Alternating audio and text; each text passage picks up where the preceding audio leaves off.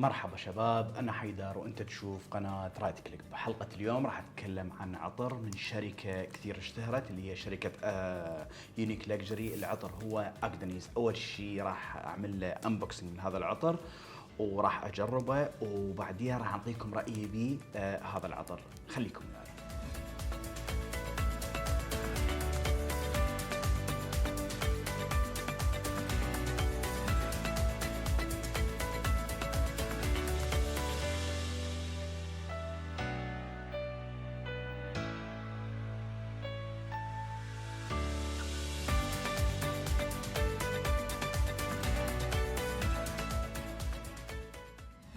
راح اعمل الانبوكسنج لعطر اكدنيس الان. والعطر اني هذه الشركه طبعا على فكره عندي من عندها اكثر من عطر ومجربها للامانه. العطر الشركه هذه اداء العطور مالتها اكثر من جيد جدا.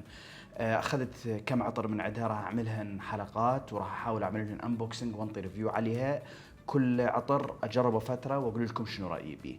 خلينا نجرب عطر اكدنيس. العطر اشتهر كثير هذا بالنوتات البحرية، والعطر يعتبر صيفي نوعا ما. خلينا نجربه. طبعا التغليف بصورة عامة نفس التغليف لهذه الشركة، ما اختلف كثير يعني، بس الواجهة لو تقارنه بعطر كوتاي او تقارنه بعطر كراشومي راح تشوفهم تقريبا نفس الشيء، فقط الواجهة اللي تختلف عندي. اوكي. العطر هذا مثل ما ذكرت اعتبر انا هذه الشركة اخذت من عندها اكثر من عطر للامانة. أغلبية عطور شركة يونيك لكجري عطور ثقيلة ومو عطور صيفية. يمكن عندهم عطرين أو ثلاثة فقط، وبالآونة الأخيرة أنتجوها على فكرة. هذه العطرين تعتبر نوعا ما عطور صيفية، مو كلش صيفية للأمانة. يعني واحد من عندهن كمان جربته على أساس أنه عطر كثير فريش، بس لا للأمانة كمان مدى أقدر أتقبله بالصيف. خلينا نجرب عطر أكدنيز. هذا الانبوكسنج نفس الباكجينج نفس الشيء يعني على الطبيعي مالتهم. هذا كله راح انا متاكد راح الاقي هذا الظرف. هاي الظرف بالضبط مثل كل مره. هاي الظرف من قبل الشركه. اوكي. وهذا هو العطر نفس التغليف نفس هذا. عندي اكثر من عطر مثل ما ذكرت نفس الشيء، لو تشوفوه كلهم نفس تقريبا كثير متقاربات. طبعا الشركه هاي للامانه اداء عطورها ممتاز جدا. عطر اكدنيز. اوكي خلينا نجربه. بخاخ ممتاز جدا للامانه، جيد. العطر حلو. طيب خليني استعمل هذا العطر، وبعد فتره فد كم ساعه وارجع اعطيكم رايي بيه. عطر اكدنيز من يونيك لكجري. افتتاحية العطر أكثر من جميلة ومنعشة جدا. الافتتاحية راح تلاحظ بيها البرغامونت، راح تلاحظ بيها الليمون، وكمان راح تلاحظ بيها الأناناس. للأمانة أنا دا أقدر أشم يعني أول ما استعملته يمكن بأول 10 دقائق أو نص ساعة تقريبا دا أقدر أشم النوتة البحرية وبوضوح جدا، مع العلم هي مش مذكورة بافتتاحية ولا حتى في قلب العطر. العطر أنا حسب رأيي صيفي، لكن قوي قوي قوي قوي. العطر قوي جدا، فما أفضل إنك تبالغ بيه. صح العطر فريش بافتتاحية هاي الفريش، لكن ريحة البحر هاي الرائحة البحرية بيه شوية قوية. ممكن مو الكل يتقبلها حسب رأيي. يعني إذا أنت تحب عطر بلو من دوتشا جابانا بلو انتنس، هذا العطر أتصور راح يعجبك. بالفارق السبب أنا دا أذكر هذا العطر هو مو يشبهه، لكن النوتة البحرية الموجودة بهذاك العطر قريبة نوعا ما لهذا. ما أريد أقول مثل العطر ميجامير من أورتو باريسي، لا، لكن النوتة البحرية بهذا الليفل تقدر تحس بها. مثل ما ذكرت النوتة البحرية هم ذاكريها بالقاعدة فقط، لكن أنا أقدر دا أشتمها حتى من الافتتاحية العطر بالأوبننج.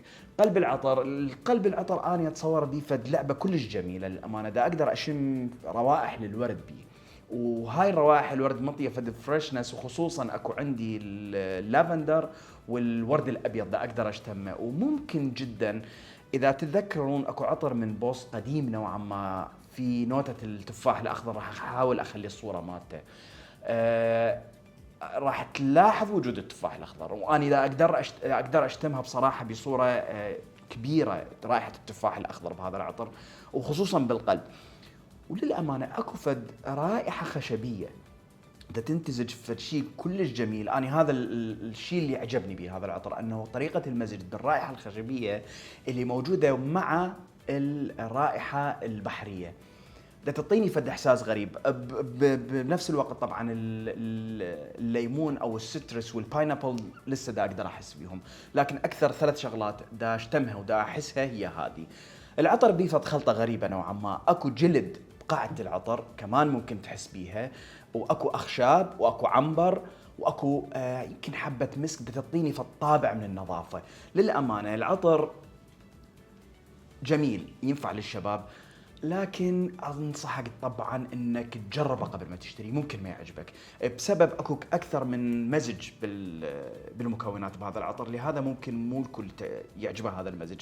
اكو فت كومبينيشن شويه مختلفه نوعا ما بوجود هذه الروائح الحمضيه مثل ما ذكرت الليمون، الجريب فروت، الباينابل، التفاح الاخضر، هذه موجودة. وبنفس الوقت اكو عندك الرائحة البحرية مسيطرة على العطر نوعا ما. طيب وعندك الروائح الخشبية كمان، اكو ريحة خشب دا اقدر اشتمها بهذا العطر، اكو عندك عنبر دا اقدر اشتمها بهذا العطر، اكو عندك اللافندر، يعني فالتشكيلة نوعا ما كبيرة ممكن انت تعجبك. انا للأمانة العطر يعجبني لو فقط، يعني راح يعجبني بعد اكثر واكثر واكثر لو فقط مخففين من النوتة البحرية.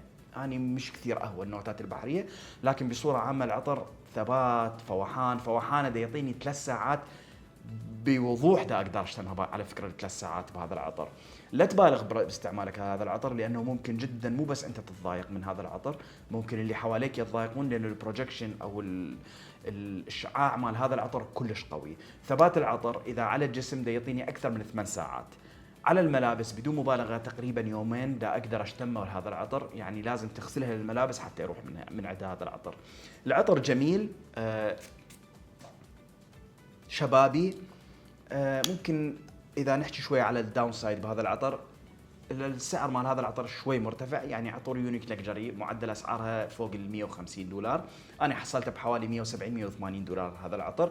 معدل سعره ده تلاقيه انت بالاسواق بين ال 150 لل $180 تقريبا، ممكن حتى اكثر، اكو مكانات لقيتها اني باكثر من هذا العطر. العطر ثباته مثل ما ذكرت ممتاز، جيد الى جيد جدا، حتى ثبات فوحان لا ممتاز. فوحان العطر اكثر من 4 ساعات، يعني انا دا اقدر اشتمه.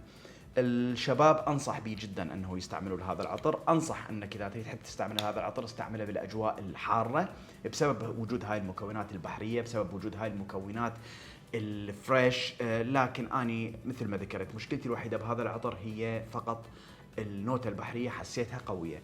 في كثير من الناس تقارن هذا العطر بكريدا فينتس او نيشاني هاتشيفات بسبب وجود الاناناس.